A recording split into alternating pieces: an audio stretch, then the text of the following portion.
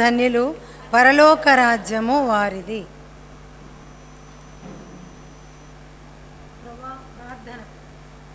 ప్రేమగల తండ్రి, కృపగల దేవా, దయగల స్వామి, యేసుక్రీస్తు మా రక్షకుని నామములో మరొకసారి మీ పవిత్రమైన పాద సన్నిధికి చేరి రావడానికి ఈ ఉదయ కాలమున మీరు మాకు అనుగ్రహించిన ఈ శ్రేష్టమైన సమయాన్ని బట్టి వందనములు ప్రభా. గత రాత్రి మంచి నిద్ర విశ్రాంతి ఇచ్చి ఉదయకాలం మెళుకు ఇచ్చి మా ప్రభుని ఆరాధించి మా విన్నపములు మా ప్రభువుకు తెలియజేసుకొని ఆయన ముఖ దర్శనంలో మా ప్రతి ప్రభా ఆశను తీర్చుకునే ఆధిక్యత మీరు అనుగ్రహించారు. మీకు స్తోత్రములు.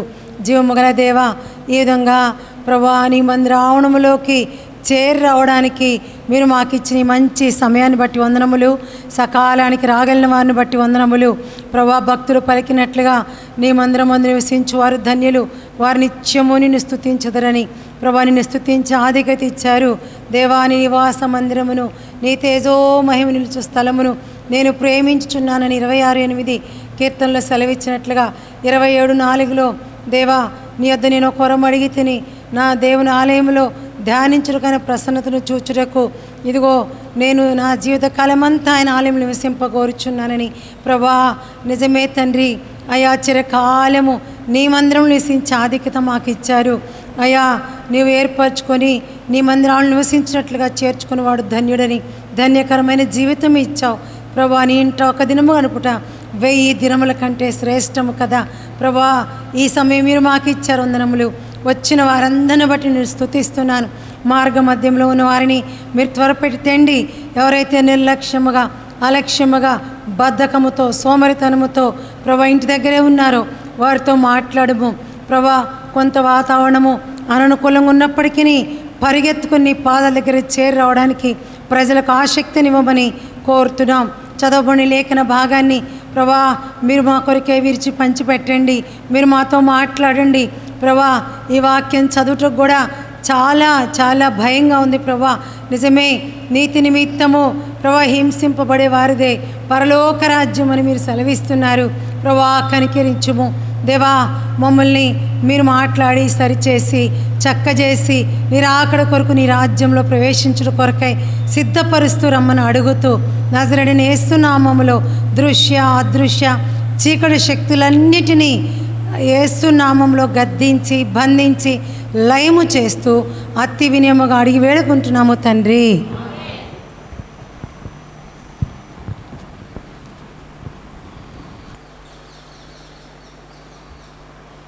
మనం చదువుకున్న లేఖన భాగంలో ఇది మనందరికీ పరిచయమైన భాగమే. చాలా తెలిసిన లేఖన భాగం కదా. తెలిసిన వాక్యం అంటే అబ్బా దీని గురించి నాకెందుకు తెలియదు, దీన్ని వర్తమానాలు వెళ్ళలేదు అని అనిపిస్తుంది. కానీ దేవుడు ఎప్పుడూ కూడా ఆయన వాక్యాన్ని మనకి తాజాగా అందిస్తారు. కాబట్టి బాగా శ్రద్ధగా మనము వినాలి. ఇక్కడ ఏమనుందంటే నీతి నిమిత్తము హింసింపబడేవారు ధన్యులు, పరలోక రాజ్యము వారిది. చాలామంది కంఠపాఠంగా అప్పచెప్తారు ఈ ధన్యతలన్నీ కదా. కానీ దేవుడు ఏమి చెప్తున్నారు అని ధ్యానించేవారు చాలా తక్కువ. ఇక్కడ ఏమనుందంటే పరలోక రాజ్యము వారిది, అందరిది అనలేదు. పరలోక రాజ్యం అందరిదా? కానే కాదు, కొందరిదే. ఎవరిదంటే వారు నీతి నిమిత్తము హింసింపబడతారు. ఏం చేయబడతారు? హింస అంటే ఎవరికైనా ఇష్టం ఉంటుందా అండి? కొట్టించుకోవడము, తిట్టించుకోవడము, బూతులు అనిపించుకోవడము, అందరి చేత ద్వేషించబట్టము, బంధువులు వద్దని, భర్త వద్దని, పిల్లలు వద్దని. చెప్పండి, నీతి కొరకు నిలబడితే నువ్వు హింసింపబడతావు, అనుమానం లేదు. నువ్వు చాలా హ్యాపీగా ఉన్నావు, నీకు అసలు హింసే లేదంటే నువ్వు నీతి నిమిత్తం నిలబట్టలేదని అర్థం, అనుమానం లేదు. నువ్వు ఎంత గట్టి విశ్వాసమైనా, ఎన్ని గంటలు నువ్వు ప్రార్థనలో ఉన్నా, ప్రతిరోజు కూడా నీతి నిమిత్తం ఏముంటుంది? హింస ఉంటుంది. అనుమానం లేదు. విశ్వాసి అయిన భర్తతో కూడా హింస ఉంటుంది. డౌటా? ఇక్కడ డోర్ టు డోర్ మినిస్ట్రీ ఉందనుకోండి, మీ హస్బెండ్కి కాల్ చేశారు, ఏమండి 4 గంటలకి సియోన్ నుండి ఇంటింటి సువార్తకు బయలుదేరుతున్నాను, వెళ్తున్నానంటే ఏమంటాడు? చాలే, ఇంట్లో పని చూసుకో, పిల్లలు వస్తారు ఆ పని చూడు, తర్వాత చూద్దాం, మస్తు మంది పోతారులే, అప్పుడే నీకేం తొందర అంటారా లేదా? లేదని వచ్చావనుకో హింస ఉండదా? ఉంటుందా? ఉండదా? ఉంటుంది, ఖచ్చితంగా ఉంటుంది. కాబట్టి నీతి కొరకు నిలబడితే హింస తప్పదు. ఇది ఎప్పుడో ఒకప్పుడు కాదు, డైలీ. అందుకే కదా దినమెల్ల ప్రభుకై వధింపబడిన గొర్రెలము. దినమెల్ల, ఈచ్ అండ్ ఎవ్రీ డే నువ్వు ఫేస్ చేయాల్సిందే హింస. అందుకే నేను ఎప్పుడు అంటాను, పిల్లలు సండే స్కూల్ పిల్లలకే మనం నేర్పాలి, మన జీవితంలో, క్రైస్తవ జీవితంలో హింస అనేది ఒక భాగము. సంతోషం ఎట్లా ఒక భాగము, కుటుంబం అనేది ఎట్లా ఒక భాగము, మందిరం అనేది ఎట్లా ఒక భాగము, హింస అనేది కూడా నీ జీవితంలో ఒక భాగం. అంతే, దాన్ని తప్పించుకోవాలని ప్రయత్నం చేయడానికి కుదరదు. అందుకే ప్రభు అన్నాడు, నీకు పరలోక రాజ్యంలోకి నువ్వు రావాలంటే నీ క్వాలిఫికేషన్ ఏంటంటే నువ్వేం చేయబడాలా? పర్సిక్యూషన్ చేయబడాలంతే. నువ్వు హింసింపబడాలి, హింసింపబడతావు అంతే. ఇది ఎక్కడ విడ్డూరం అండి. ఏదో పరలోకం అంటే ఎంత చక్కని పాటలు పాడతారు కదా పిల్లలు, బంగారంపు వీధులు కలిగిన పరలోకం, ఎన్నో అద్భుత వీణలు ఉంటాయి. అబ్బా, నాకు ఒక తెల్లంగి ధ్వజం పెట్టుకొని తిరుగుతా, ఎన్నో పాటలు వింటాం కదా. దూతలు ఉంటారు, 24 పెద్దలు ఉంటారు, చాలా బాగుంది. కానీ అంత అందమైన రాజ్యములో నీకు సమృద్ధి అయిన ప్రవేశం కావాలంటే ఏం కావాలా? హింస పొందాలి. ఎలాంటి హింసో తెలుసా? బంధువుల ద్వారా ఎంతో హింసను ఎదుర్కోవాలి. నీ సొంత అక్క అయినా చెల్లి అయినా వాళ్ళ భర్త చనిపోయాడు, ఆదరణ కూడిక అంటది. ఆమె దినమని చెప్పదు మీకు, ఆదరణ కూడిక అంటది అంతే, లేదా జ్ఞాపకార్థ కూడిక అంటది. నువ్వు బాగాలేదనుకో, నీకు హింస ఉంటుందా? ఉండదా? ఎన్ని చెప్పొద్దండి. ఇక మిగతా సిబ్లింగ్స్ ఉంటే, అంటే నీ అక్క చెల్లెలు ఇంకెవరన్నా ఉంటే అన్నదమ్ములు, వాళ్ళతో చెప్తే మీరు కూడా పోము అక్కడ దాని ఇంటికి. అది మన ఇంటికి రాలేదుగా, మనం ఎందుకు పోతాం? నిన్ను ఒంటరిని చేస్తారు. ఇష్టమేనా? మాకు బాగా తెలుసు. మా అమ్మ వైపు వారు కానీ మా నాన్న వైపు వాళ్ళు కానీ ఎవ్వరు మేమంటే ఇష్టపడరు. సంతోషం 100% మమ్మల్ని ఎవ్వరు స్వీకరించరు, అటు కానీ ఇటు కానీ. ధైర్యంగా చెప్పగలను. ఎందుకంటే నీతి నిమిత్తం నిలబడాలా, రోషము కలిగి ప్రభు కొరకు బ్రతకాలి. నమ్మాము, ఈ జీవగ్రంథాన్ని చేతబట్టాం, యేసు ప్రభు నా దేవుడని మంచి ఒప్పుకున్నాం, బహిరంగంగా అందరి ఎదుట బాప్తిసంలో సాక్ష్యం ఇచ్చాం. ఎక్కడ హింస పొందుతున్నావు చెప్పండి? చిన్న విషయాలకి అభ్యంతరపడిపోతాం. ప్రతిరోజు ఏమి మనకి సంభవిస్తుందో అని ఎంతో ప్రార్థనాపూర్వకంగా ముందు కొనసాగం. వచ్చినాక ఫేస్ చేస్తే అప్పుడు ప్రార్థన చేస్తాం. అది కానే కాదు. కాబట్టి ఇక్కడ కూర్చున్న ప్రతి ఒక్కరము మన అల్టిమేట్ గోల్, మన ఆశ, మన చివరి కోరిక ఏంటి? మనం ఎందుకు ప్రభువుని నమ్మాం? ఎందుకు ఈ లోకానికి సిలువ వేయబడ్డాం? ఎందుకో ఒక ప్రత్యేకమైన జీవితం జీవించాలనుకుంటున్నాం? ఏంటి ఎందుకు? మన గోల్ ఏంటి? పరలోకం చేరాలా? చెప్పండి గట్టిగా. ఎక్కడికి? పరలోకం చేరాలా. ఒకవేళ నీకు ఈ విషయంలో గనక ఆ గమ్యం ఎరగకుండా గనక ఉంటే క్రైస్తవ జీవితం వ్యర్థం. మనందరి యొక్క గమ్యం అదే, పరలోకం చేరాలి. దీని కొరకే మనం ప్రభువు చేత పట్టబడ్డాం, పిలువబడ్డాం, ఏర్పరచుకోబడ్డాం, మనము ఎన్నుకోబడ్డాం. అది బాగుంటుంది కదా. ఏరుకోబడ్డాం, జనాల్లో నుంచి ఏరుకున్నాడు ప్రభు. నువ్వు కావాలి. పరలోక రాజ్యం చేరాలి. ఎలా చేరతాం? హింసింపబడి మాత్రమే చేరతాము. హింస పొందుతున్నామా? ఎవరు మొట్టమొదట నీతి గలవాడు హింసింపబడ్డవారు మన ప్రభువైన యేసుక్రీస్తే కదా నీతిమంతుడు. ఆయన నీతిమంతుడు. పిలాతు అంటాడు ఆమంటది ఆ నీతిమంతుని జోలికి పోతు. ఆయన అంటాడు ఈ నీతిమంతుని రక్తం విషయమై నేను నిరపరాధిని కదా. చూసారా, ఆయన నీతిమంతుడు, నిర్దోషి. కానీ ఆయనకి హింస తప్పిందా? ఆయనకి తప్పితే నీకు నాకు తప్పుద్ది. మనకు మాదిరి మనకు అంటే ఆయన జీవితమే మనకి మాదిరి. ఆయనే మన ముందు వెళుతున్నారు. ఆయన హింస పొందినప్పుడు నీవెలా తప్పించుకుంటావు కదా.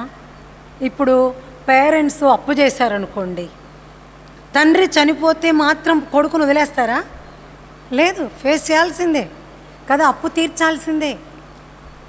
అట్లనే యేసు ప్రభువుల వారి హింస పొందినప్పుడు ఆయన పిల్లలంగా మనము కూడా హింస పొందుతాము. ఆయనకి ఏమి లేదు, తలవాల్చుకోవటానికైనా స్థలము లేదు. అన్యాయపు తీర్పు ఆయన పొందింది. 53 యెషయా గ్రంథం. ఎలాంటి తీర్పు? నీకు కూడా న్యాయం జరుగుద్ది అనుకోవద్దు, న్యాయము జరుగుద్ది అనుకోవద్దు. లోకంలో మనకేం జరుగుద్ది?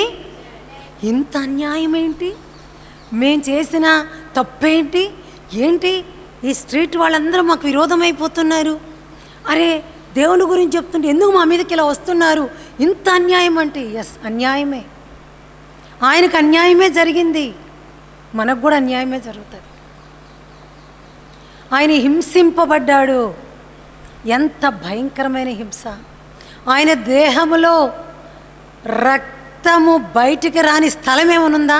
టాప్ టు బాటమ్ ఎంత హింస పొందాడు ఆయన నీతి కొరకు. ఎందుకంటే అనీతిమంతులమైన మనల్ని నీతిమంతులుగా చేయుట కొరకై ఆయన శ్రమ పడ్డాడు మాంసయుక్తమైన దేహమందు. లూకాసు వార్తలు అంటాడు, అంతటా ఎవరు ఇంటికి వారు వెళ్ళెను, యేసు ఒలీవల కొండకు వెళ్ళి. ఆయనకి ఇల్లు లేదండి, ఎవరు పిలిచేవాళ్ళు లేరు. నిన్నెవరు పిలుస్తారు చెప్పండి? నిన్నెవరు పిలుస్తారు? నీ స్ట్రీట్ వాళ్ళందరినీ పిలుస్తారు ఫంక్షన్లకి, నిన్ను పిలవరు. సంతోషపడు, అబ్బా నన్ను ఎంత ప్రత్యేకంగా చూస్తున్నారని గర్వించు. పిలవలేదు, నన్ను ఒంటరి చేశారు, నన్ను కాదంటున్నారని బాధపడకు. చాలామంది బాధపడతారేంటి అసలు? చాలా బాధ అనిపిస్తుంది నాకు. అరే వాళ్ళు మన ప్రత్యేకమైన జీవితాన్ని గుర్తిస్తున్నారు, వీళ్ళు మనోళ్ళు కాదు, స్టాంపు పడుతుంది మన మీద, వీళ్ళు మనకి చెందరు అని వాళ్ళు ద్వేషిస్తుంటే ప్రభువే అంటాడు మీరు నా వాళ్ళు అంటాడు కదా. అందును బట్టి సంతోషించు. మొన్న ఏమైందో తెలుసా? ఈ ఎలక్షన్లో మా కాలనీ లీడర్స్, ప్రెసిడెంటు వాళ్ళందరూ ఇంటింటి తిరుగుతున్నారు. తిరిగి మళ్ళీ కాల్ కూడా చేసి మాట్లాడుతున్నారు. నాకు ఖచ్చితంగా కన్ఫామ్ అయింది వీళ్ళు బీజేపీకి ఓట్ వేయమని కదా. అలానే కదా ఇప్పుడు అందరూ ఎక్కువగా ఫోర్స్ చేస్తున్నారు, ఫలానా దానికి ఓటేయండి, ఫలానా. సరే వాళ్ళు ఆ గుర్తుకు ఓటేయండి అని చెప్పారు అందరికీ. తర్వాత కూడా అక్కడికి వెళ్ళినప్పుడు, ఇక్కడ మనము ఆ పోలింగ్ బూత్ దగ్గరికి వెళ్ళినప్పుడు కూడా ఆ సెంటర్ దగ్గర వాళ్ళు ఉండి వీళ్ళని రిసీవ్ చేసుకొని మేడం రండి రండి రండి అనుకుంటూ తీసుకెళ్ళి గుర్తుంది కదా. మళ్ళా ఇంటికి వచ్చినాక కన్ఫర్మేషన్ మళ్ళీ కాల్ చేసి ఓకే కదా కన్ఫామా అని అడుగుతున్నారు. నీకు ఫోన్ వస్తుందా? నేను కాలనీ లీడర్స్ బలకరిస్తారా చెప్పండి? నాకు రాలే, నన్ను వెళ్ళేటప్పుడు బలకరించలేదు, అక్కడ రిసీవ్ చేసుకోలేదు, ఇంటికి వచ్చినా బలకలేదు. ఎందుకంటే మనము వాళ్ళకి చెందిన వాళ్ళము కాదు, పరలోక పౌరసత్వం కలిగిన వాళ్ళం కదా. కాబట్టి మొట్టమొదట మన ప్రభు హింస పొందాడు. నువ్వేం ఎగ్జంప్షన్ లేదు నీకు, నువ్వు కూడా హింస పొందుతావు అంతే. సిద్ధంగా ఉండు, ప్రభువా సంతోషంగా ఉండు, ప్రభువా ఈరోజు నా కొరకు ఎలాంటి హింస సిద్ధంగా ఉన్నా నేను రెడీ. నీ కొరకు పేతురు యోహానులు ఏమంటారు? ప్రభువా మేము మా ప్రభు కొరకు అవమానమునకు నిందకు పాత్రులమే. వీఆర్ వర్ది, మేము యోగ్యులం, మాకు ఇది తగిందే. అవమానము నింద మాకు తగింది. ఎందుకంటే ఆయన అవమానించబడ్డాడు, ఆయన నిందించబడ్డాడు, ఆయన ఉమ్మివేయబడ్డాడు, తృణీకరించబడ్డాడు, అందరి చేత రిజెక్టెడ్ అనిపించుకున్నాడు. మనకు కూడా అదే గతి. సంతోషపడు, నా ప్రభువుని ఎట్లా ద్వేషించారో నన్ను అట్లనే ద్వేషిస్తున్నారు, ప్రభువానికి స్తోత్రమయ్యా. అవే యేసు ప్రభు ముద్రలు మన మీద కనబడాల్సినవి. అందరూ మనల్ని చీ అంటుంటే ప్రభు ఏమంటాడు, నా బిడ్డ నా కొరకే కదా లోకం అందరి చేత ద్వేషించబడుతున్నా. ఎవరిని గౌరవించకపోవడం కారణం నేనే కదా, నీ హృదయంలో నన్ను చూసే కదా వాళ్ళు ఆ విధంగా నిన్ను హింసిస్తుంది అని ప్రభు హక్కును చేర్చుకుంటాడు. అదే కదా మనకు కావాల్సింది కదా. పిల్లలందరూ ఇంట్లో వాళ్ళు బయట వాళ్ళు, ఒక బిడ్డ మన ఇంట్లో హ్యాండిక్యాప్ ఉంటే ఎవరు ఇష్టపడరు, ఆ బిడ్డను ఎవరు ఇష్టపడరు, ఆ బిడ్డను ఎవరు గౌరవించరు, ఆ బిడ్డకి ఏది కూడా షేర్ చెయ్యరు, ఎందుకంటే నువ్వు డిపెండెంట్వి లైఫ్ లాంగ్ అన్నట్లు. కానీ తల్లి తండ్రి రిజెక్ట్ చేస్తారా?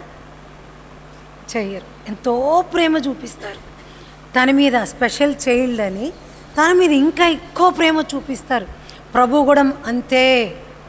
నీవు నీ బంధువుల చేత పిలువబడతా ఉంటే, నీవు లోకంలో ఉన్నవన్నీ ధరించుకొని తిరుగుతూ ఉంటే, నువ్వు ఆనందంగా ఏమాత్రం హింసపడకుండా యేసు ప్రభు సాక్షినని లోకం ఎదుట జీవగ్రంథాన్ని పట్టుకొని తిరగకపోతే, ఈ లోకమందరితో నువ్వు ఒప్పుకోకపోతే ఆయన నిన్ను ఆయన కుమార్తెగా ట్రీట్ చేయడు.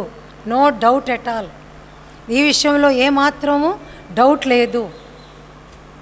హింసకు సిద్ధంగా ఉండండి, అది నేను కోరుకుంటుంది. రాబోయే దినాలు చాలా గడ్డు దినాలు, అవునా కదా.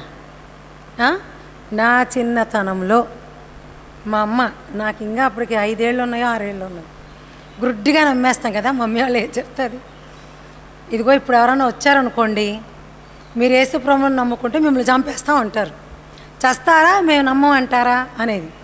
ఏం చెప్పాలమ్మా అంటే, చచ్చిపోతాం చంపండి అనాలి అనేది. ఇక చూడండి, మేము అందరూ చెప్పేవాళ్ళం, ఎవరన్నా వచ్చి మమ్మల్ని చంపుతాం అంటే చంపండి అంటాం అనేవాళ్ళం. అప్పుడప్పుడు అడిగేది, ఇప్పుడు ఏమంటారంటే చంపమంటాం అనేవాళ్ళం. అప్పుడు తెలియలా నిజంగా చంపడం అంటే ఏంటో కదా. పిల్లలం కాబట్టి ఏదేదో చిలక పలుకులాగా పలికాం, ఇప్పుడు అర్థమవుతుంది. దినమెల్ల ప్రభు కొరకే వధించబడిన గొర్రెలము కదా. ఎన్ని మాటలు పడాల్సి వస్తుంది, ఎంత అవమానానికి గురవ్వాల్సి వస్తుంది ప్రతి దినం. ఎక్కడికి వెళ్ళు, ఈవెన్ షాపుకు వెళ్ళినా కూడా నిన్ను వాడు క్రైస్తవరాలు అని గ్రహించకపోతే తర్వాత సంగతి, గ్రహించాడంటే నీకన్నా ముందు వాళ్ళకి అన్నీ ఇచ్చి నీకు తర్వాత ఇస్తాడు. మీరు గమనించండి, షాప్లో అమ్మేవాడు కూడా ఫస్ట్ నీకు అమ్మనే అమ్మడు. ఎలాంటి ద్వేషం మన మీద వాళ్ళకి కలిగి ఉంటారో చూడండి. కాబట్టి ఇవన్నీ మనకు క్రొత్త కాదు, మనం సిద్ధంగా ఉండాలి.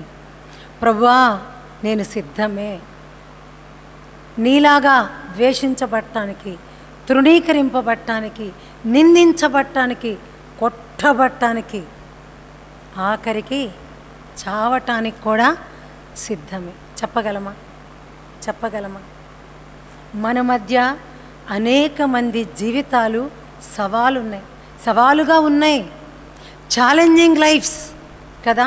నిస్సి ఆంటీని మీ అందరూ చూసే ఉంటారు, ఇక్కడ కూడా సేవలో వాళ్ళ కూతురు ఉన్నప్పుడు, అదే తిమోతి అంకుల్ వాళ్ళ అత్తగారు ఉన్నప్పుడు మీరు చూసే ఉంటారు. ఉన్నాయా చెవులు?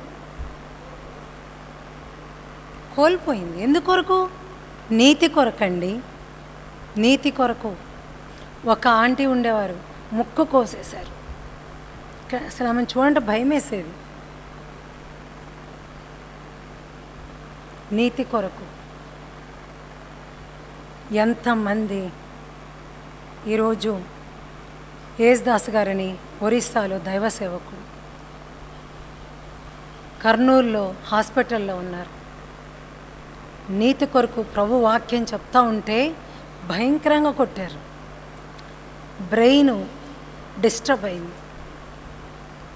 అందరూ అన్నారు, ఆంధ్రాలో చేసుకో సేవ, వెళ్ళకు వెళ్ళకు వెళ్ళకు అని.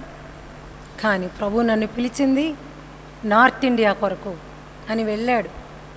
ఆయన అలా రోడ్డు మీద వెళ్తూ ఉంటే బైక్తో గుద్దారు, కాలు విరిగిపోయింది. నీతి కొరకండి, నీతి కొరకు. ఎంతమంది చనిపోతున్నారో తెలుసా? రీసెంట్గా 1 వీక్ కూడా అయిందో లేదో ఛత్తీస్గఢ్లో సిస్టర్ సఖీ అనే సహోదరి, ఆ భర్త పేరు గుర్తులేదు, ఆయన్ని తీసుకువెళ్ళి 2 years అయింది వాళ్ళు ప్రభువుని నమ్మి నమ్మకంగా ప్రభుని సేవిస్తున్నారు. వదిలేస్తావా లేదా అంటే వద్దలను అని చెప్పినందుకు తీసుకువెళ్ళి పొడిచి చంపేశారు. ఏం చేశాడు? వాళ్ళకి ఏమైనా అన్యాయం చేశాడా? వాళ్ళు ఏమైనా అన్నాడా? నీతి కొరకు హింసింపబడ్డాడు. మన మధ్య ఎంతమంది లేరు కదా. సంజీవులు అన్న వికారాబాద్ ఏం చేశాడు వాళ్ళని కదా.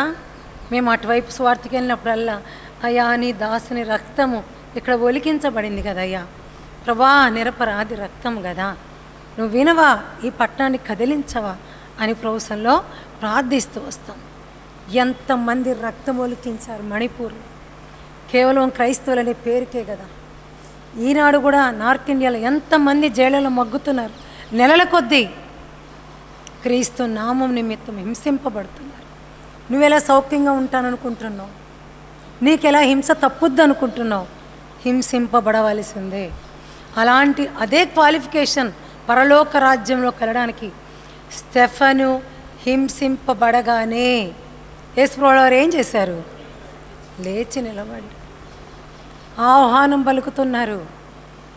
హింసింపబడే వారి పక్షమున ఆయన లేచి నిలబడతారు. ఆయన తట్టుకోలేడు. నువ్వు హింసింపబడుతుంటే, నిన్ను కొడుతుంటే ఆయన కొట్టినట్లే. ఆయన ఎందుకు అనుమతిస్తాడు? అందుకే నువ్వు పిలువబడ్డావు. అందుకే లోకంలో నుండి ఆయన నిన్ను ఏరుకున్నాడు. కాబట్టి ప్రతి దినము కూడా ప్రార్థనాపూర్వకంగా సిద్ధపడండి. రెండవదిగా మొట్టమొదటి యేసుప్రభువు వారు అంటే ఆ వచనాలను మనకు తెలుసు, నేను చూపించలేదు. రెండవదిగా చూడండి, ఆదికాండం, ఇది మనందరికీ తెలిసిన వచనమే, 6వ అధ్యాయం ఆదికాండం 6వ అధ్యాయం 6వ వచనం త్వరగా చదవండి. మొట్టమొదట 5వ వచనం లాస్ట్ లైన్.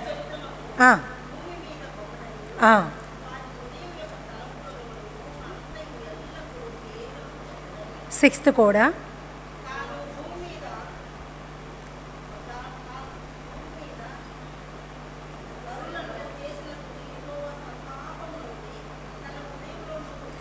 మరొకరు చదవండి 13th verse.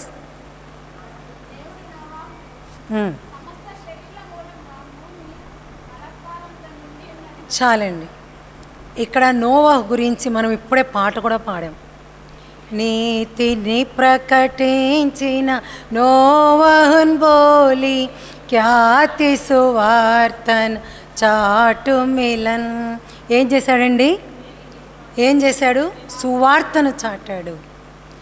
ఎలాంటి వారికి సువార్తను చాటాడు? ఇక్కడ రాయబడి ఉంది, భూమి మీద చెడుతనము గొప్పది. ఎలాంటి ప్రజలు ఉన్నారు ఆ టైంలో?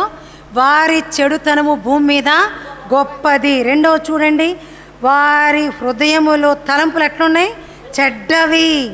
తర్వాత ఆయన హృదయంలో సంతాపం నొందేటువంటి ప్రవర్తన వాళ్ళకుంది.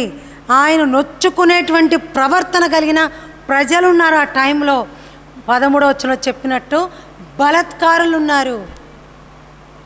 ఇలాంటి ప్రవర్తన ఉన్న ప్రజల మధ్యకి ప్రభు అన్నాడు, నోహను వదులుతున్నాడు, ప్రకటించు నీతిని. చాలామంది అంటారు, స్వార్థకి వెళ్తున్నారా? ఏంటండి మీరు అట్లా చేయొద్దండి. ఎంతమంది తెలుసా, దేవుని నమ్ముకున్నామన్నా సేవకులు విశ్వాసులే మాతో చెప్పేది. మొన్న ఈ మధ్య ఒక చోటికి స్వార్థకి వెళ్ళి, ఏమండి మీ మందిరాన్ని మాకు ఇస్తారా కొద్దిసేపు స్టే చేయడానికంటే, అమ్మో మేము ఇవ్వం, మీరు ఇంటిని తిరుగుతారంట, మా మందిరం మీదకి వచ్చి పడతారు. మందిరంలో కూడా నాకు అనిపించింది, అయ్యో మనకి మందిరంలో కూడా స్థలం లేదా? సువార్త ప్రకటించడానికి ఎంత భయపడుతున్నారు ప్రజలు మీకు తెలియదా? ఈ దినాల్లో పరిస్థితులు ఎలా ఉన్నాయి? చంపడానికి కూడా వెనక తీయట్లేదు. ఏమి సువార్త చేస్తావు? నీ వరకు నువ్వు వెళ్ళి నీ వరకు నువ్వు చేసుకో, ప్రార్థన ఆరాధన మందిరంలో చేసుకో, నీ ఇంట్లో చేసుకో, ఎందుకు బయటకు వస్తున్నావు అంటున్నారు. ఎవరు వీళ్ళు? విశ్వాసులు, సేవకులు, పెద్ద పెద్ద మేము తల పండిపోయామనేవాళ్ళు. నోవాతో ప్రభు అంటున్నాడు, నోవాహు నువ్వేం చేయాలి? ఇప్పుడు నేను చెప్పినట్టు చేయాలి. ఎలా చేయాలా? నేను చెప్పినట్టు చేయాలి. చిన్నపిల్లల పాట ఉంటుంది కదా, గేలి చేశారంట ప్రజలు. ఏం చేశారు? ఆయన చెప్తుంటే ఎవడన్నా విన్నాడా? ఒక్కరు, నన్ వన్, ఒక్కరు వినలేదు. ఎంత డ్యూరేషనో తెలుసా? ఒక షిప్ కట్టడానికి ఎంత టైం పట్టుద్దండి? ఈ రోజుల్లోనే ఎంత మ్యాన్ పవర్ తీసుకున్నా, ఎంత మెషినరీ వర్క్ చేసినా మినిమం 6 months పట్టుద్దంట. మరి ఆ దినాల్లో ఏమీ లేదే, కేవలం వాళ్ళే చెట్లు కొట్టుకొచ్చుకోవాలి, వాళ్ళే దాన్ని శుభ్రపరచుకోవాలి కదా, దాన్ని చెక్కాలి, ఆ మెజర్మెంట్స్ తీసుకోవాలి, దాని ప్రకారం కేవలం 8 మంది. ఎంత మ్యాన్ పవరు? 8 members. ఎలా పాసిబుల్ అయింది? అరే ఏం చేస్తున్నావయ్యా, రోడ్డు మీద కడుతున్నవేంది, ఇంటి ముందు కడుతున్నవేందంటే ఆయన చెప్తా వచ్చాడు. ప్రభు చెప్పమంటున్నాడు, ఇదిగో నాశనం కాబోతా ఉంది. పని చేసుకుంటున్నాడు. సువార్త నాకు తీరదని ఎలా అంటావు? నోవాహు ఒక ప్రక్క ఓడ కడుతున్నాడు, ఒక ప్రక్క కుటుంబ జీవితాన్ని లీడ్ చేస్తున్నాడు. పండించుకుంటున్నాడు, సమకూర్చుకుంటున్నాడు, తింటున్నాడు. పండించుకుంటేనే కదా పంట, పని చేస్తేనే కదా తిండి, అవునా కదా? మరలా ఇంకా బర్డెన్ ఏంటంటే అన్ని జీవులకి 5 monthsకి ఎంత ఆహారం కావాలో అంత ఏం చేయాలా? స్టోర్ చేసుకోవాలి. ఇదేంటండి, ఆయన స్టోర్ చేసుకోవాలా, వాటికి స్టోర్ చేయాలా, దేనికి ఆహారం కావాలో. మనం అయితే విసుక్కుంటాం. సువార్త చేయమంటావా, చెప్పమంటావా, లేకుంటే ఈ పనులు చేయమంటావా? అందుకే నోవాహుకి ఇన్ని చాప్టర్స్ దేవుడు అలాట్ చేశారు బైబిల్లో. నీతిమంతుడు నోవాహు తన ఆహారాన్ని సంపాదించుకుంటూ, తన కుటుంబ జీవితాన్ని గడుపుతూ, ఓడ కడుతూ, సువార్త చేస్తూ, ఇలాంటి భయంకరమైన ప్రజల మధ్య ప్రభువును ప్రకటిస్తే దేన్ని చూసి నువ్వు భయపడి ఈ దినాల్లో నేను సువార్త చెయ్యను అని అనుకుంటున్నావు? ఆ రోజుల్లో కూడా ఉన్నారు బలత్కారులు, ఆ రోజుల్లో కూడా ఉన్నారు చెడిపోయిన వారు, ప్రభు నొచ్చుకునేంత ప్రవర్తన కలిగిన వారు. ఆ దినాల్లో కూడా ఉన్నారండి. ఈ దినాలేమి వాటికేం తీసిపోలే, ఇవేమి గొప్పవి కాదు. ఎందుకు భయపడుతున్నావు? కొడితే కొట్టని, చస్తే చంపని. ప్రభు కొరకు చనిపోవడం కన్నా గొప్ప ధన్యత ఏముంది? ఊకే పాటలు పాడటం కాదు. నిజంగా ఆ పరిస్థితి మన దగ్గరకు వస్తే సిద్ధమేనా?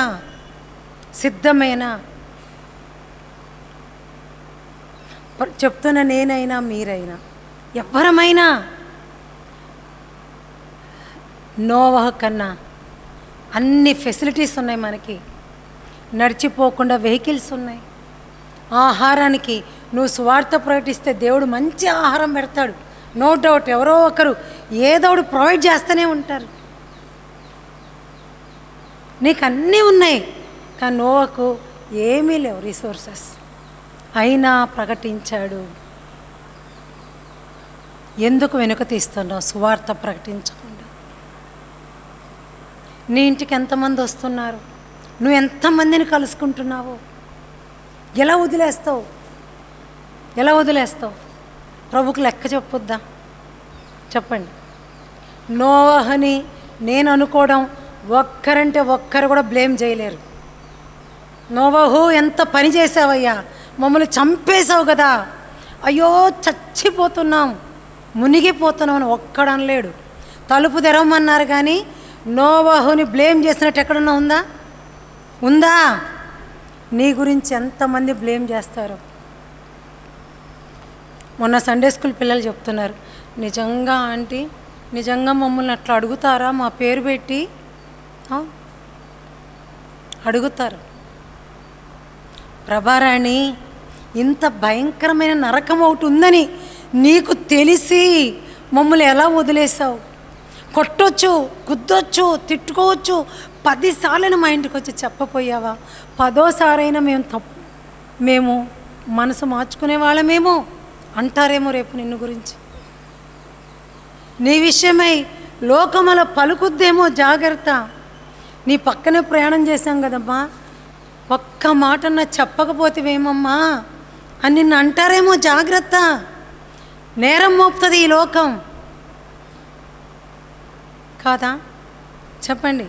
నీ ఇంటివారు, నీ బంధువులు, నువ్వు వస్తేవి మేము చేస్తుంటే మాకు చెప్పకపోతే ఇవన్నీ చేయకూడదని నువ్వు కూడా మాతో పాటు వస్తేవి కాదా? సిగ్గుపడాలి. నీతి నిమిత్తము హింస మామూలుగా ఉండదు. ఇది నోవహు ఎంత హింసపడి ఉంటాడో తెలుసా? కనీసము తన ఇమీడియట్ ఫ్యామిలీ మెంబర్స్ కూడా ఆయన మాట వినలేదు. కోడండ్రా తల్లిదండ్రులు ఉండుంటారా? బంధువులు ఉండుంటారా కదా?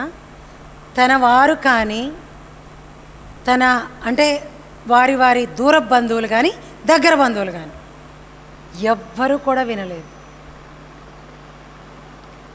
ఎంతమందికి సువార్త ప్రకటిస్తున్నావు?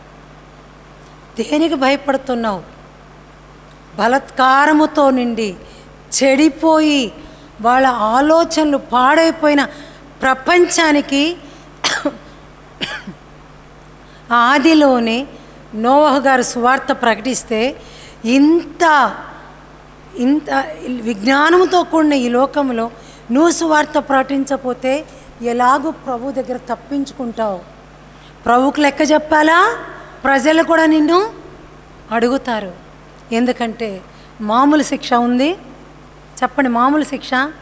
మోకరిల్లినప్పుడల్లా వంట చేస్తున్నప్పుడల్లా అయ్యా ఇంత నరకము, ఎలాగూ ప్రభా ఈ ప్రజలేంటయ్యా, అయ్యో ఏసీ వాడుతున్నారు, ట్రైన్లలో ఏసీ, స్టేషన్లో ఏసీ, దిగినాక కారులో ఏసీ, ఎక్కడ తట్టుకుంటారండి నరకాన్ని?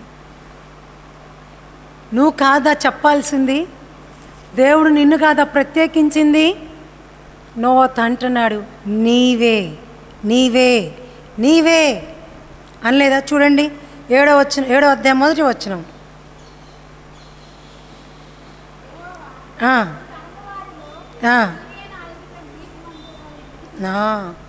నీవే నిన్నే చూచి తిని. ప్రభు అంటాడు, నిన్నే చూస్తున్నా, నువ్వే చెప్పాలి, నువ్వే ప్రకటించాలి. ప్రభా ఇంత దుష్టలోకానిక అంటే నోవహు ప్రకటించాడు, భక్తులందరూ ప్రకటిస్తూ వచ్చారు. నువ్వేమైనా ఎగ్జామ్షనా? మనకేమైనా ప్రత్యేకత లేదు. ఇదే లోకంలో మనం కూడా ప్రకటించవలసిన వారముగా ఉంటున్నాం. తర్వాత చూడండి మరొక సంగతి, ఇదే ఆది కాండము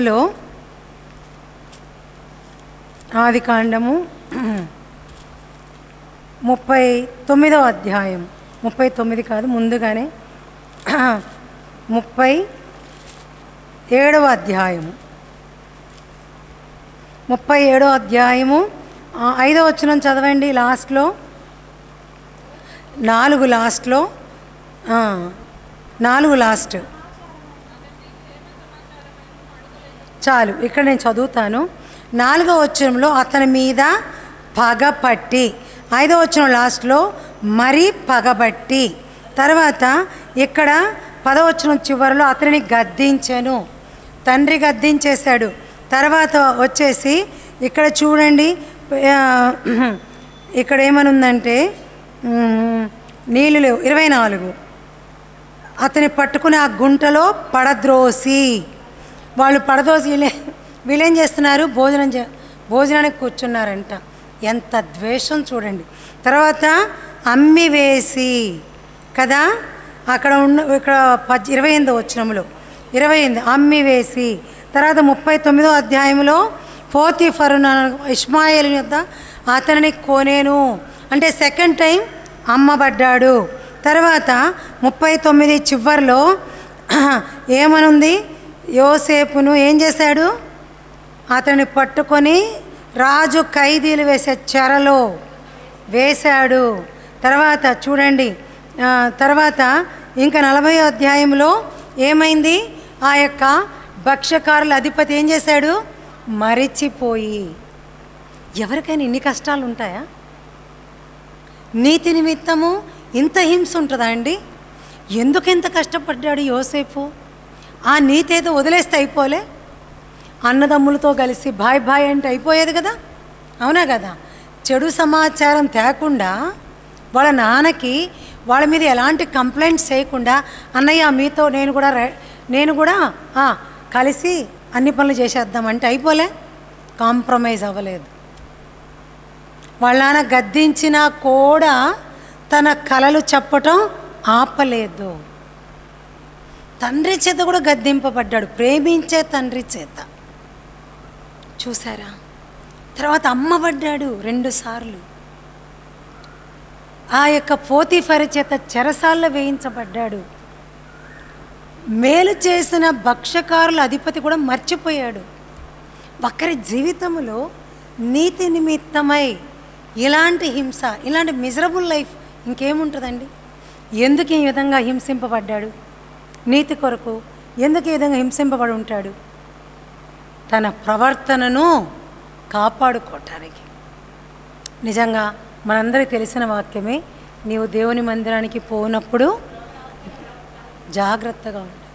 ప్రవర్తన విషయమే అజాగ్రత్తగా ఉండువాడు, నాకు ఎప్పుడు ఆ మాట గుర్తొస్తుంది, ఏమవుతాడు? చస్తాడు అంతే. దేవుని మందిరానికి వెళ్ళేటప్పటిని ఎస్పెషల్ ఎందుకు రాశారు? మందిరానికి రాకముందే నువ్వు కడగబడి మందిరంలో ప్రవేశించాలి. ఎందుకంటే ఎప్పుడు మన మీద ఒకడేం చేస్తాడు, వచ్చింది నీ మందిరంలోకి ఎంత పెట్టుకొని వచ్చింది అనుకున్నావు? దేహమంతా మురికే, మైలే, అర్థమైన ముడతే అంటాడు వాడు. ప్రభు దగ్గర నీ విషయమే ఫిర్యాదు చేస్తాడు. కడగబడి రా దేవుని మందిరంలోకి. ప్రభువా నువ్వు దహించు, అగ్నివే కదా, నన్ను దహించు ప్రభువా, నన్ను కాల్చు ప్రభువా, ఎక్కడ నీకు నేను అవిధేయురాలుగా ఉన్నాను, నన్ను క్షమించు. నేను నీతి నిమిత్తమై నన్ను నేను హింసించుకోపోతే, నన్ను నేను దహించుకోపోతే, నన్ను నేను తగ్గించుకోపోతే పరలోక రాజ్యం నేను ఎట్లా పోతా?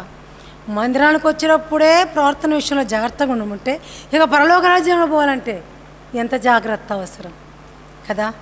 మన ప్రవర్తన చాలా జాగ్రత్తగా ఉండాలి. ప్రవర్తన అనగానే బాహ్యంగా కనపడేది కాదు. బాహ్యంగా కనపడే విషయాల్లో అందరము 90% కరెక్ట్గా ఉంటాం. అంతరంగిక జీవితం, రహస్య జీవితం, ఎవ్వరు లేనప్పుడు ఎట్లుంటున్నాం? ఎవరు లేకపోయినా ప్రభు అయితే చూస్తున్నాడుగా, కానీ ఎదురుగా లేడుగా, రకరకాలుగా ప్రవర్తిస్తాం. కాబట్టి యోసేపు జీవితము మనకి సవాలు చేస్తూ ఉంది. ఎలాంటి పరిస్థితి అయినా నా ప్రవర్తన నేను కాపాడుకున్నా. అన్నలు, తండ్రి, అదిగో పోతీఫరు, అయ్యో భక్ష్యకారుడు, ఎవ్వరి ద్వారా కూడా నేను లక్ష్య పెట్టబడలా. అయినా సరే నా ప్రవర్తన నేను కాపాడుకున్నా. అట్లా కాపాడుకుంటేనే ఏముందో తెలుసా? ఏముంది? ఏలుబడి, రాజరికం. నీ ప్రవర్తన నువ్వు కాపాడుకుంటే నువ్వు ఏలతావు. ఏళ్తామా లేదా? ఏలికలమేనా? మంత్రముగ్ధుల్లాగా వింటున్నారు. ఆన్సర్ కూడా చేయాలి కదా. మీరు రాజులైన యాజక సమూహం. మనం రూల్ చేయాలంటే మన జీవితము కాంప్రమైజ్ అవ్వకూడదు. పవిత్రత విషయంలో, పరిశుద్ధత విషయంలో మనం ఎక్కడా తప్పిపోకూడదు. తప్పిపోయామంటే మనం ఏలలేము. తర్వాత ఇంకొక వ్యక్తి గురించి చూపిస్తాను. 1 సమూయేలు గ్రంథము చూడండి. 1 సమూయేలు 16వ అధ్యాయం 11వ వచనం చదవండి.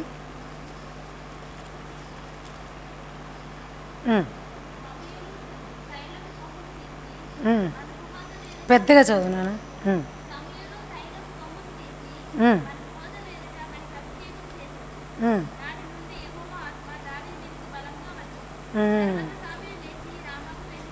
చాలు చాలు. ఇక్కడ ఈయన ఏం చేయబడ్డాడు? అభిషేకించబడ్డాడు. అభిషేకించబడిన దగ్గర నుండి, బాగా వినండి, అభిషేకింపబడిన నాట నుండి ఆయన సింహాసనము స్థిరపడే వరకు, వింటున్నారా? సింహాసనము స్థిరపడే వరకు ఎంత శ్రమ గుండా వెళ్ళాడో తెలుసా దావీదు? ఎంత హింస గుండా వెళ్ళాడో తెలుసా? ఎందుకంటే సింహాసనం మీదకి ఎక్కితే ఏమైంది? రాజ్యము చేస్తాడు. ప్రభు అతన్ని అభిషేకించారు, నీవు రాజువి. కాబట్టి ఆ అభిషేకాన్ని కాపాడుకోవటానికి ఎంత క్రైమైన చెల్లించడానికి రెడీగా ఉన్నాడు. నన్ను రాజుగా అభిషేకించాడు, నేను రాజుగా ఏలే వరకు ఎంతటి క్రైమైనా చెల్లిస్తా, ఎంత హింసైనా భరిస్తా. ఉన్నావా నీవు? నిన్ను దేవుడు అభిషేకించలేదా? అభిషేకించాడు లేదా మనల్ని? అభిషేకించబడిన వారం, ప్రతిష్ఠింపబడిన వారము. మరి నువ్వు ఏలే వరకు ఎలాంటి అవమానాన్నైనా సహించడానికి సిద్ధంగా ఉన్నావా? ఎలాంటి హింసనైనా ఎదుర్కోవడానికి సిద్ధంగా ఉన్నావా? దావీదు ఆ సింహాసనం మీద కంప్లీట్గా రాజు, ఇక ఆయన తప్ప, ఆయన తర్వాత ఎవరైనా, ఆయన పూర్తిగా హోప్లెస్ కండిషన్లోకి వెళ్ళే వరకు, వృద్ధుడయ్యే వరకు ఆయనే రాజు, ఆయన మాత్రమే ఏలుబడి చేస్తాడు అనే వరకు ఎంత హింసనైనా తట్టుకున్నాడు. నువ్వు పరలోక రాజ్యములో రాజుగా ఏలే వరకు అభిషేకింపబడిన నీవు, ప్రతిష్ఠింపబడిన నీవు పరలోక రాజ్యంలో ప్రవేశించి ఏలుబడి చేసే వరకు నీతి నిమిత్తము హింసింపబడటానికి నువ్వు సిద్ధమేనా? ఆ విధంగా చేయబడుతున్నావా? దావీదు జీవితంలో ఎన్నిసార్లు ద్వేషించబడ్డాడో తెలుసా? మీకు తెలుసు కదా. చూడండి, ఇక్కడ ఒక మాట 18:11 నేను చెప్తాను, వినండి. 18:11 మొదటి సమూయేలు 18వ అధ్యాయం 11వ వచనములో దావీదుని సౌలు ఏం చేశాడు? ఈట తీసి ఏం చేశాడు? ఈసిరాడు, అంతే. ఎందుకో తెలుసా? గోడకి నాటబడాలి. ఇదేంటండి? మేలు చేసిన దావీదుకి ఏమొచ్చింది? కీడు, హింస. మన భాషలో, మన వాక్యంలోకి రండి. నీతి కొరకు ఏమొచ్చింది? హింస. తర్వాత 19వ అధ్యాయము 12వ వచనములో చివరికి భార్య ప్రేమ కూడా దక్కల. ఏమంటుంది? పారిపో, నీకోసం నేను చేస్తానయ్యా, నీ ప్రాణానికి నా ప్రాణం అడ్డు వేస్తా అంటుందా? మా నాన్న వెళ్ళి బతిమలాడుకుంటాను అంటుందా? పారిపో, నీతో నాకెందుకు తలనొప్పి, పారిపో అంటుంది. చూడండి, భార్యతోటి కూడా హింసే. తర్వాత ఇంకో మాట 21:12 ఎవరు? ఆకీషు రాజు కూడా. ఆకీషు రాజు దగ్గరికి వెళ్తే అన్న కంఫర్ట్ దొరికిందా? ఏమంటున్నాడు? వీని సంగతి మీకు తెలియదా? ఎలాంటి వాడో తెలియదా? అయినా అబ్బో ఈయన గురించి పాటలే పాడారు, అలాంటి వాడిని ఇలా తెచ్చారంటే చంపేస్తాడు అనుకుని ఏం చేశాడు? వెర్రి వాళ్ళలాగా ప్రవర్తించాడు. ఆకీషు రాజు చేర్చుకుంటాడు అనుకుంటే అక్కడ ఆయన కంఫర్ట్ దొరికిందా? లేదు. తర్వాత దోయగు 22:9 దోయగు అనే పనివాడు, ఆఫ్టర్ ఆల్ పనివాడు, గొర్రెలు కాసుకునేవాడు, దావీదు మీద ఏం చేశాడు? కంప్లైంట్ చేశాడు. దానివల్ల ఈ సౌలు అభిషేకింపబడిన యాజకుల్నే చంపేశాడు. పనివాడి చేత కూడా హింసే. చూడండి ఎలా ఉందో. తర్వాత 23:13 మీరు తర్వాత చదవండి. కెయీలా ప్రజలు అని వాళ్ళకి మేలు చేస్తే వాళ్ళు కూడా అప్పచెప్తారంటున్నారు. తర్వాత 25:10 నాబాలు ఏమన్నాడు? ఆ యజమాని వదిలిపెట్టి వెళ్ళిన వాళ్ళు మస్తు మంది ఉన్నారు. ఎంత ఘోరం! మొరటోడు చేతిలో కూడా అవమానమే, హింసే. తర్వాత 16:17 షిమి, అరే కొడుకు చేత ఎక్కడ తరమబడతాడు అని వెళ్ళిపోతుంటే షిమి అన్నాడు, ఛీ పో. ఎంత ఘోరం! ఇంత హింస. చివరికి అబ్షాలోము ఏం చేశాడు? కొడుకు చేత కూడా అవమానమే. ఇన్ని ఎందుకు తట్టుకున్నాడో తెలుసా? ఎందుకు తట్టుకున్నాడు ఇన్ని? నేను చెప్పాను ఇప్పుడే. ఎందుకు ఇన్ని తట్టుకున్నాడు? ఏలాలి, అభిషేకించబడ్డాను, నేను ఏలుబడి చేయాలి. ఎంత హింస అయినా పర్లా, ఎవరు ద్వేషించినా పర్లా, నేను ఏలుబడి చేయాలి. ఈ మధ్యాహ్న కాలం ప్రభు నీతో అదే అంటున్నాడు. అమ్మా, నాతో కలిసి ఏలుబడి చేయాలని నిన్ను అభిషేకించా. హింసకు సిద్ధంగా లేవా? అవమానము, నింద, తృణీకరణ అన్నిటికీ సిద్ధమే. మనం ఉమ్మివేయబడ్డా, చంపబడ్డా సరే. దావీదు ఫిజికల్గా చంపబడలేదు, కానీ నిజానికి చంపబడిన పరిస్థితులు ఎన్నో ఫేస్ చేశాడు కదా.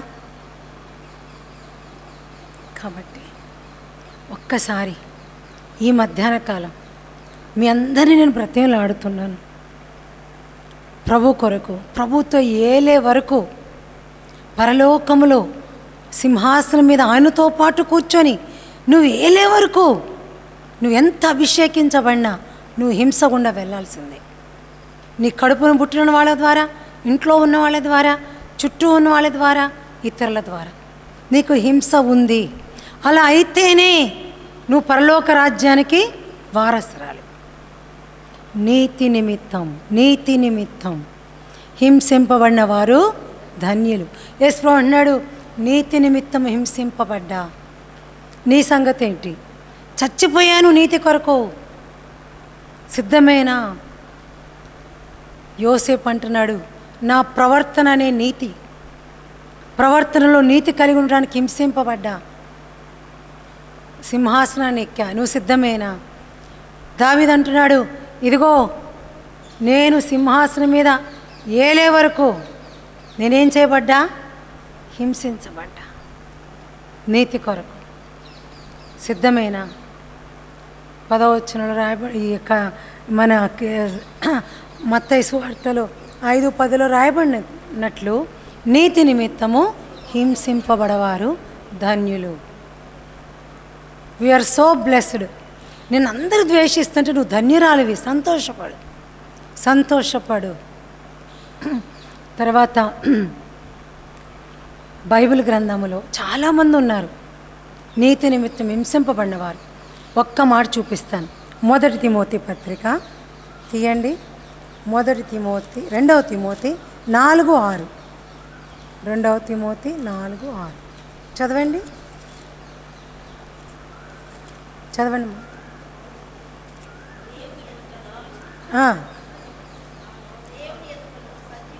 No 2 Timothy 4.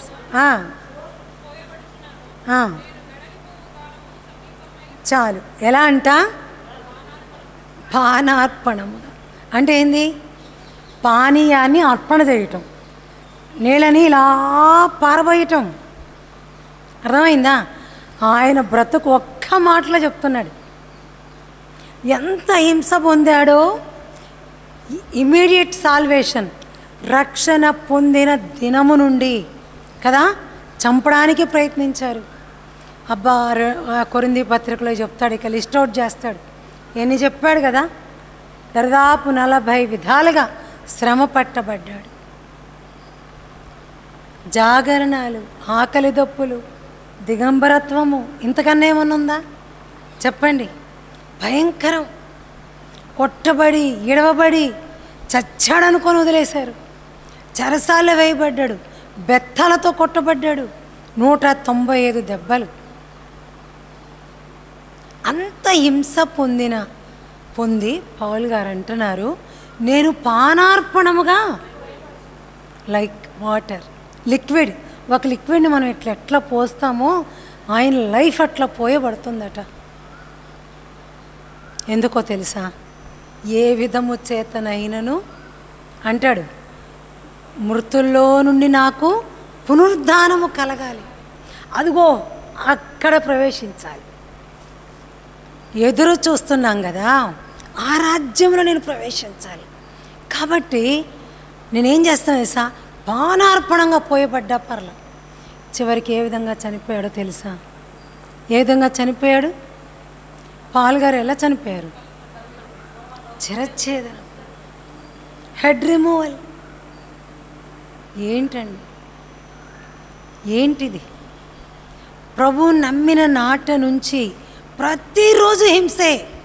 ఈరోజు నేను చాలా ప్రశాంతంగా ఉన్నాను అని చెప్పిన రోజు నేను అనుకుంటాను పౌలు జీవితంలో లేదు. చివరికి ఆయన శిరచ్ఛేదనం చేయబడ్డాడు. నీ సంగతి నా సంగతి ఏంటి?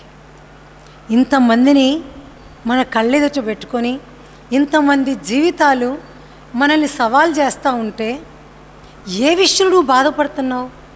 ఇతరులు తిట్టారనా? నీ బంధువులు నిన్ను గౌరవించట్లేదనా? ఆఫీసులో నిన్నెవరు సన్మానించట్లేదనా? ప్రభువే చెప్తున్నాడు కదా, నువ్వు అందరి చేత ద్వేషించబడతావు. సద్భక్తితో బ్రతకను ఉద్దేశించు వారందరూ లోకంలో మీకు శ్రమ, హింస, రిజెక్షన్ అంతమందే. ఎందుకు ప్రేమ కోరుకుంటున్నావు? ఎక్కడి నుంచి కోరుతున్నావు? నీకు కావాల్సినంత ప్రేమ ఆయన ఇస్తాడు. ఆయన చేతుల్లో నిన్ను ఎత్తుకుంటాడు, నిన్ను ముద్దాడుతాడు ప్రభు. ఆయన ప్రేమ చాలదా? దేనికోసం ప్రాకులాడుతున్నావు? పరలోక రాజ్యాన్ని పోగొట్టుకోవద్దు. పరలోక రాజ్యం ప్రవేశించాలంటే నీవు హింస పడవలసిందే, అది కూడా నీతి కొరకు. నిన్ను అకారణంగా ద్వేషిస్తున్నారంటే నీలో ఉన్న నీతిమంతుడైన క్రీస్తును బట్టే. చివరిగా యేసు ప్రభుల వారి శిష్యులు, యేసు ప్రభుల వారు వచ్చారు ఈ లోకంలో. ఆయన ఉన్నంతకాలం సువార్త ప్రకటించారు. ఆయన ఓన్లీ కొంత ఏరియాకే పరిమితమై సువార్త ప్రకటించి ఆ తర్వాత చనిపోయారు. అయితే శిష్యులతో ఏమన్నారు? మీరు నాకు సాక్షులు కదా, లాస్ట్ ఇయర్ అనుకుంటా, ఏ ఆర్ మై విట్నెసెస్ కదా, మీరు నాకు సాక్షులు. చాలు, నేను చెప్పాను ఇంతవరకు, ఇక స్ప్రెడ్ చేయాల్సింది మీరే. అంతే. ఈ భూలోకం అంతటా సువార్త వచ్చింది. ఈరోజు నీ వరకు వచ్చిందంటే ఎవరు కారణం? ఎవరు? ఆ 11 మంది శిష్యులే. 11 మంది ప్రపంచం మొత్తం చెదిరిపోయి సువార్త ప్రకటించారు. ఒక్కరన్నా నార్మల్ డెత్ చనిపోయారా? నార్మల్గా చనిపోయారా? 11 మంది కూడా ప్రభు కొరకే చనిపోయారు. ఖడ్గముతో చంపబడ్డారు, తలక్రిందులుగా సిలువ వేయబడ్డారు, శిరచ్ఛేదనం చేయబడ్డారు. యోహాను భక్తుడైతే ఏం చేయబడ్డాడు? ఆ ద్వీపంలో వదిలేశారు, నూనెలో వేసి ఆ ద్వీపంలో వీడు చావట్లేదని వదిలేశారు. యూదా ఈయన ఎవరు? థామస్ ఎలా చనిపోయారు? త్రిశూలంతో మన ఇండియాకి, కేరళకు వచ్చి కదా ఆయన చనిపోయారు. ఒక గుహలో తను ప్రార్థన చేసుకుంటూ ఉంటే వీళ్ళని ఎలాగూ మనకు దొరకట్లేదు అని త్రిశూలాన్ని, ఇంత పొడవు ఉంటుంది కదా త్రిశూలం తెలుసు కదా, ఇలా 3 ఉండి ఇలా ఒక రాడ్ లాగా ఉంటుంది కదా, దాంతో ఏం చేశారు? లోపల పొడిచి ఆ యొక్క గుహలో నుండి రక్తం ఇలా కారిందండి.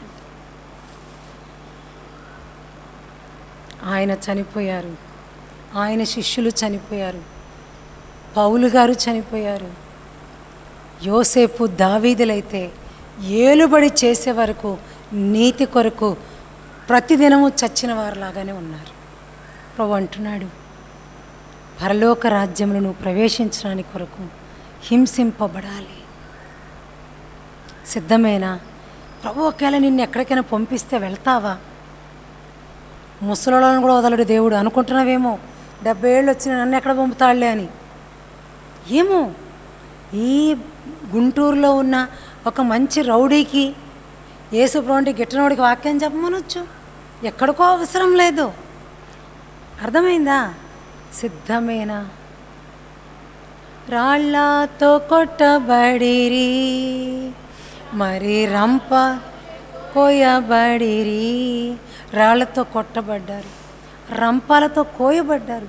ఒక్కసారి ఆలోచించు, ఆ రంపంతో కోస్తూ ఉంటే వాళ్ళకి ఎలా అనిపించుంటుంది? అగ్నిలో కాలుతున్నప్పుడు షడ్రకు మేషకు అబేద్నెగోలకు ఎలా అనిపించుంటుంది? అరే ఆ సింహాల మధ్య తీసుకుపోతుంటే దానియేలు హృదయం ఎలా ఉండుంటుంది? ఒక్కసారి ఆలోచించు. ఎంతోమంది భక్తులను యాక్ అనే జంతువు, మనము డార్జిలింగ్ గ్యాంగ్టాక్ అటు వెళ్తే ఇవి చాలా ఉంటాయి జంతువులు. ఆ యాక్ అనే జంతువు చర్మంలో పట్టి కుట్టేశారు. ఆ ఎండ వచ్చే కొద్ది ఆ చర్మం ఇలా ఏమైందంటే బాగా ఇట్లా అయిపోతుంది, ముడుచుకుపోతుంది. అర్థమవుతుందా? ఇలా ముడుచుకుపోతే వాళ్ళ ఎముకలు ఇరిగి ఇరిగి అంతా ఇట్లా పప్పు పప్పు పప్పు. ఎలా అనుభవించుంటారు ఆ బాధ? ఏమనిపిస్తుంది నీకు? యేసు ప్రభువుని నమ్ముకున్నాను, నాకు అన్ని దీవెనలే కావాలి, అన్ని ఆశీర్వాదాలే కావాలి. ఈరోజు ఎందుకు ఈ శ్రమ, ఎందుకు వచ్చింది నాకు ఈ కష్టం, నాకే ఎందుకు వస్తున్నాయి అని అనుకుంటున్నావా? నీకు కాక ఎవరికి రావు. దేవుని ప్రజలందరూ శ్రమ పడ్డారు. ఈ లోకం వారికి యోగ్యమైంది అనుకోలేదు. అనుకున్నారా వారు? ఈ లోకం మాకు యోగ్యమైంది కానే కాదు. ఆ ఉండబోయే రాజ్యం కావాలి మాకు, ఆ నీతి సూర్యుడు కావాలి మాకు, ఇక్కడ వద్దు అనుకున్నాడు. అందుకే ప్రభు అంటాడు, ఆ రక్తం మొరపెడతా ఉంటే బలిపీఠం దగ్గర పరలోకంలో ఆయన ఏమంటారు? వీరు మహాశ్రమంలో నుండి నీ గురించి చెప్తాడా? మహాశ్రమంలో నుండి వెళ్తున్నావా? మా అల్లుడు ఊరుకోడండి, మా అమ్మాయికి పురుడు పోయాల్సిందే, 21వ రోజు నేను ఆచరించాల్సిందే, చస్తావు చేస్తే. నీ ప్రభు ఏడుస్తాడు, నువ్వు ఆత్మీయంగా చచ్చిపోతావు నీ ప్రవర్తన విషయంలో. ఎందుకు అవన్నీ పాటిస్తావు? అల్ప జీవితం ఇది. ప్రభువుకు సమీపంగా వద్దాం, ప్రభువును హత్తుకుందాం. అయ్యా నీ సిలువ తప్ప నాకేది వద్దు, శ్రమ తప్ప నాకేది వద్దు, నువ్వేది అనుమతించిన నీ కొరకే. సిద్ధంగా ఉండు, ప్రభు నీకెంత బలాన్ని ఇస్తాడో. నువ్వు భయపడితే నిన్ను తరుముతాయి శ్రమలు. సిద్ధంగా ఉండు. ప్రభా ఎలాంటి పరిస్థితి అయినా పర్వాలేదు, నీ నామ నిమిత్తము నన్ను పిలుచుకున్నావు, నీ నామ నిమిత్తము నేను అర్హురాలనే. నువ్వు అంత శ్రమ పడితే నీ దాసులు నా పితరులందరూ ఇంత శ్రమ పడతా వస్తే, ఈ దినాలలో కూడా నేను బ్రతికున్న ఈ దినాల్లో నా కళ్ళతో చూస్తున్నానయ్యా ఛత్తీస్గఢ్లో, నా కళ్ళతో చూస్తున్నానయ్యా యూపీలో, వింటున్నాను ప్రభువా. ఎన్ని వీడియోస్ వస్తున్నాయి చూడండి. నిన్న కూడా ఒక 3 దైవ సేవకుల్ని విపరీతంగా కొట్టారు. ఒక ఆయన చావు బ్రతుకుల్లో ఉన్నారు. 16 years బాబు పేరు మర్చిపోయాను. యాసిడ్ పోస్తే 15 రోజులేమో ఉన్నాడు. ఉపవాసాలను మొరపెట్టాం, అయ్యా బిడ్డను బతికిచ్చాయని చనిపోయాడు. 16 ఏళ్ళ పిల్లవాడు సేవకునికి తోడెళ్తుంటే యాసిడ్ పోసేస్తారు. చెప్పండి, ఇంతమంది నీ కళ్ళ ముందు అంత శ్రమ పడుతుంటే నువ్వు మాత్రమే సుఖంగా ఉందాం అనుకుంటున్నావా? ఎలా వస్తావు పరలోక రాజ్యానికి?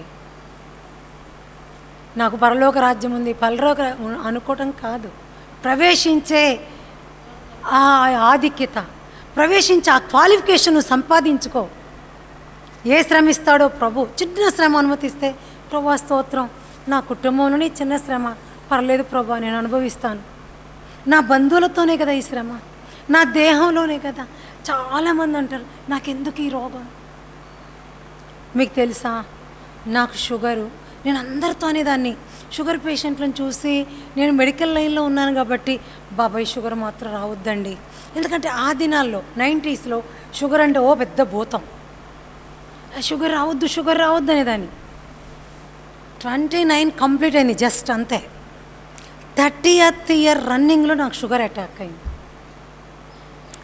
ఎంత ప్రభువును ప్రశ్నించే దానిలో తెలుసా, ఎందుకు నేను ఏం తప్పు చేశాను, ఎంత ప్రార్థనలో ఉంటున్నాను కదా, నీ మందిరంలో ఒక పనిదానికన్నా ఘోరంగా పనిచేస్తున్నాను కదా, ఎవ్వరు నీ మందిరాన్ని ఊడ్చరు, కడగరు, నేను ఎట్లా కడుగుతున్నాను, ఎట్లా ఊడుస్తున్నాను, నన్ను అందరూ పనమ్మాయి అనుకుంటున్నారు, అయినా నీకు జాలి లేదా నా మీద, ఏంటి అసలు ఇది అంటే ప్రభు అన్నాడు తెలుసా, ఒక్క మాట చెప్పాను, ఎట్టి స్థితిలో ఉన్న వారు నేను ఆదరించుటకు నేను ఆ పరిస్థితి కూడా నేను నడుపుతాను అంతే, నువ్వు ఆదరించాలా షుగర్ పేషెంట్, ఏం కాదు ప్రభు ఉన్నాడని.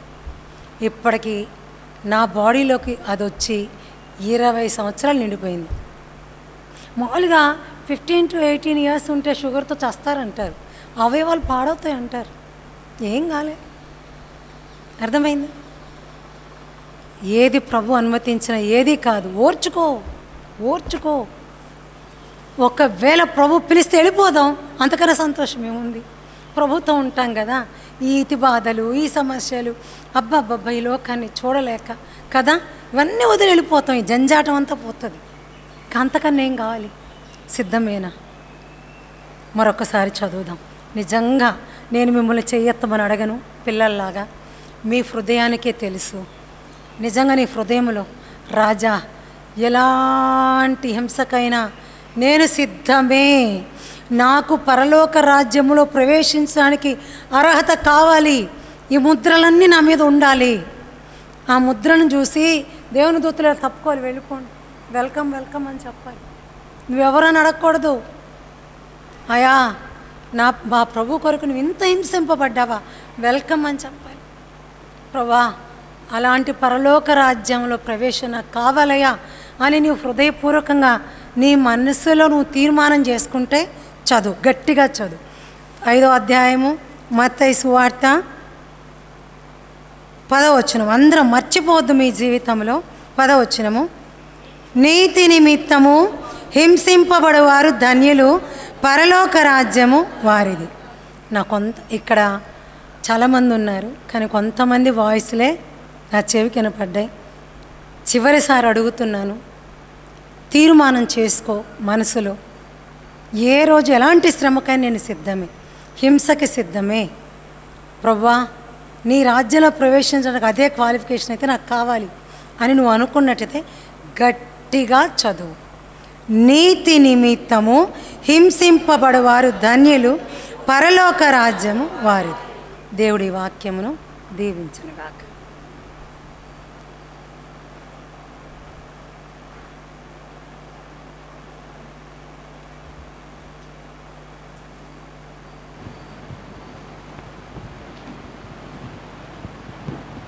మా అందరం కలిసి ప్రార్థనలో ఉందాం. మొదటగా ప్రభు మనతో మాట్లాడిన వాక్యాన్ని బట్టి నిజముగా మన హృదయంలో ఏదైనా తీర్మానం చేసుకుంటే దాన్ని స్థిరపరిచి ఆ ప్రకారం జీవించలాగా దేవుని సహాయాన్ని కోరుకుంటూ, భయంకరమైన దుర్దినాల్లో ఉన్నాం కనుక మరి మనకు అనుగ్రహించిన రక్షణ మరి భయముతో వణుకుతో కొనసాగించవలసిన పరిస్థితులకు మనం వచ్చాం కనుక మరి పరిశుద్ధతను కాపాడుకుంటూ నీతి నిమిత్తము మరి ముఖ్యంగా స్వార్థ ప్రకటించు నిమిత్తము ఏదైనా శ్రమ, బాధ, కష్టం మనకు వచ్చినప్పుడు ఎంతో ధన్యకరంగా ఎంచుకొని దానిని బట్టి సంతోషించే వారిగా ఉండాలి. ఆ విధంగా మనం సాగిపోలాగున మరి ప్రార్థన కూడికి రావడం, ఉపవాస ప్రార్థనలో ఉండటం అంత మాత్రమే కాదు, కొన్ని సంవత్సరాల నుంచి మనం ఉంటున్నాం కనుక ఇప్పుడు మనం బయలుదేరి వెళ్ళవలసిన మరి సమయం వచ్చింది. మనం నడుము కట్టుకొని మరి బయలుదేరాల్సిన సమయం వచ్చిందిరా. కనుక సువార్త ప్రకటించడం, నిన్ను నన్ను ప్రభు లెక్క అడుగుతారనే ఒక గొప్ప మరి తలంపుతో, భయముతో మనల్ని మనం ప్రభుకు అప్పగించుకొని మరి నేటి నుండి అయినా కనీసం రోజుకు ఒక్కళ్ళకి లేదా ఇద్దరికైనా సువార్త మనం అందించులాగన దేవుడు మనకు సహాయం చేయలాగన వాక్యాన్ని బట్టి, వాక్యపు వెలుగులో మనం పరిశీలించుకున్న విధానాన్ని బట్టి దయచేసి ఒక్కరు ప్రార్థించండి రా, ఒకళ్ళు ప్రార్థించండి.